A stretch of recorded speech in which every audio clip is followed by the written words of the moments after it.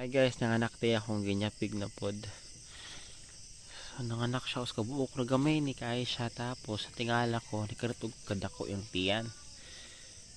Tapos kung hinala sa mukon dyan ni siya. So kahapon natagda na ako gamay yung tiyan, tapos naay mura siya ginangarol kay yung mga balahibo murag iyang gikot-kot.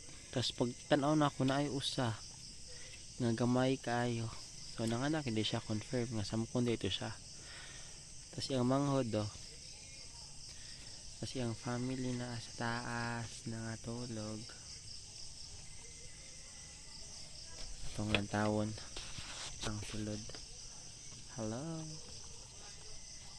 Naog na si Kylie Jenner sa iyahang balay.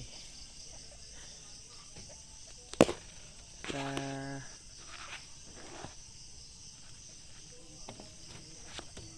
yung baby kahapon na siya pang 2 days niya karon mukhaon na siya da guys looy. Tapos ang salog na bangag kag kanan kaon nila. I don't know kung ano nasa ka na si Kylie Jenner bibiyan niya yung itoy.